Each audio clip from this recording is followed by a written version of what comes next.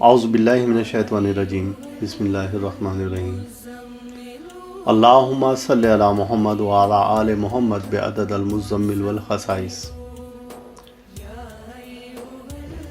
دوستو، آپ نے روحانی ماہنامہ تحفہ روحانیات کا مطالعہ کیا ہوگا اور آپ کے لیے یہ خبر بھی ہے کہ جعفریہ جنتری 2020 اور مزمل روحانی جنتری بھی مارکیٹ میں آ گئی ہیں، تو اس کا بھی مطالعہ ضرور کریں آپ، تاکہ آپ ذہنی طور پر روحانیت کے نزدیک رہیں اور آپ کا روحانی مزاج ہمیشہ اسی طرح سے برقرار رہے۔ آج کی ویڈیو کچھ دوستوں نے سوال کیا کہ ہم چلہ وظیفہ ورد کرتے ہیں لیکن ہمیں اس کے اثرات نظر نہیں آتے، اس کی تاثیر نظر نہیں آتی، اور ہم نے 40 دن کے بھی کیے، اور ایک دوست تو ایسے ہیں کہ انہوں نے بتایا کہ میں نے سورہ مزمل پڑھی اور 40 بار پڑھی، کوئی مجھے اس کا اثر نظر نہیں آیا، بلکہ میں الٹا مصائب میں اور مصیبتوں میں اور مشکلات میں پھنستا چلا گیا ہوں، جکڑتا چلا گیا ہوں۔ تو آپ سے میں یہ عرض کر دوں کہ سورہ مزمل ہے یا کوئی بھی آیت مبارکہ ہے اور کوئی بھی اس میں اعظم ہے، کچھ بھی آپ ورد کرنے لگیں تو اس کے آداب ہیں، طریقہ کار ہیں۔ آپ جب ان آداب کے مطابق پڑھیں گے، اس طریقہ کے مطابق وہ پڑھیں گے، ورد کریں گے اور کسی اچھے استاد کے رہنمائی میں، تو آپ ظاہر سی بات ہے کہ منزل تک پہنچ جائیں گے۔ اور جب آپ کتابوں سے دیکھ کر پڑھنے کی کوشش کریں گے، کہیں سے سن کر کرنے کی کوشش کریں گے، تو الٹا آپ کو نقصان ہوگا۔ اب اس کی دوسری مثال میں یہ دیتا ہوں کہ ایک شخص ہے، اس کو ہم لکڑی دیتے ہیں، کیل دیتے ہیں، توڑی دیتے ہیں اور کہتے ہیں میاں بیٹھ کر کرسی بنا دو، تو کرسی تو نہیں کچھ اور ہی بنا کر دے دے گا اور اپنا ہاتھ بھی زخمی کروا بیٹھے گا۔ لیکن ایک شخص دوسرا ہے جس نے کہ کسی کارپینٹر کے پاس کچھ وقت گزارا ہے، 1 سال 2 سال، اسے آپ وہی اوزار دیں گے اور وہی میٹیریل دیں گے تو وہ آپ کو کچھ دیر میں ہی وہ چیز بنا کر دے دے گا۔ تو اس لیے دوستوں سے عرض ہے کہ آپ لازمی طور پر پہلے تربیت لیں اور پھر اس کو شروع کریں۔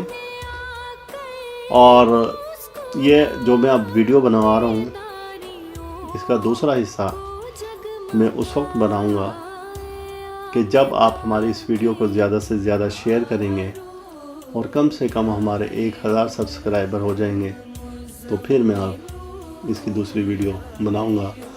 اور میں اب آپ کو بتا دیتا ہوں کہ چلہ کشی میں ناکامی کی وجہ، پہلی وجہ یہ ہے کہ آپ کبھی بھی کتابوں سے پڑھ کر وظائف ورد نہ کریں۔ دوسری وجہ یہ ہے کہ آپ جب ورد وظائف کر رہے ہیں تو جھوٹ نہ بولیں۔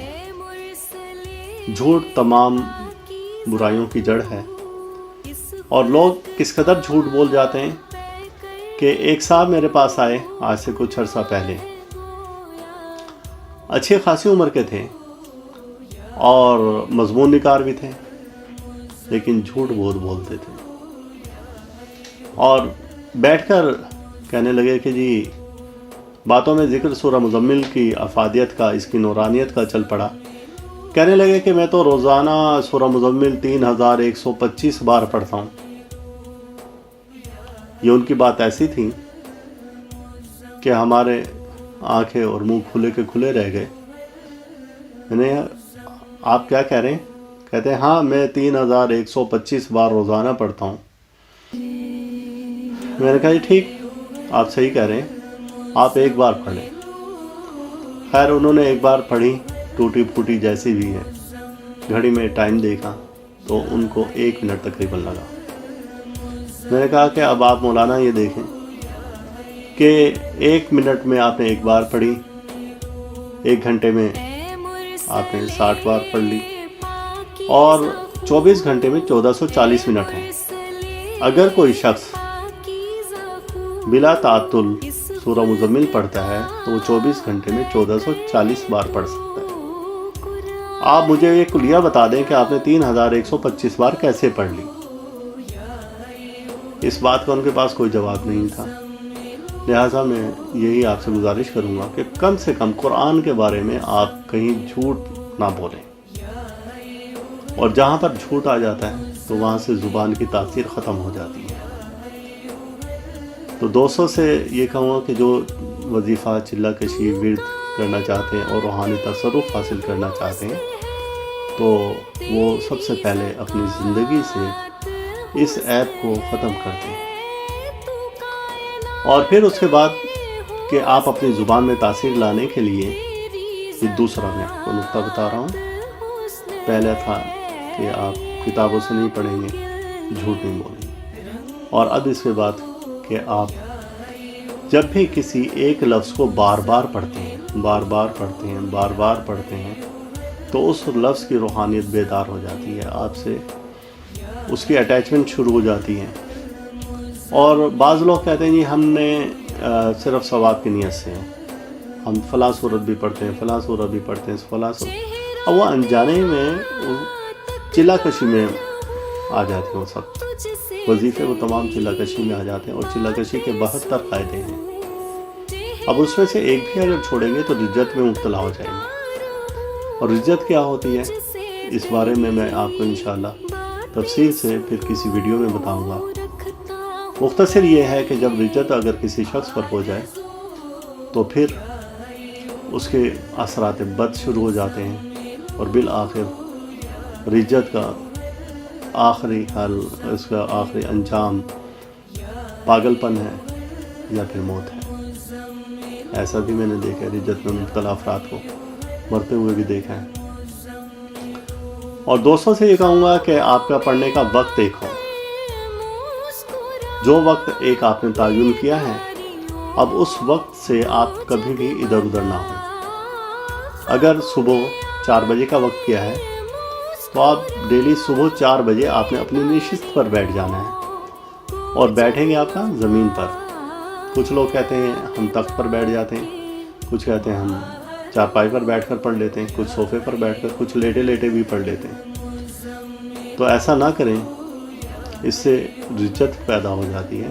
آپ بیٹھ کر پڑھیں، اور قبلہ رخ تو ظاہر سی بات ہے کہ ہو کر پڑھنا ہے۔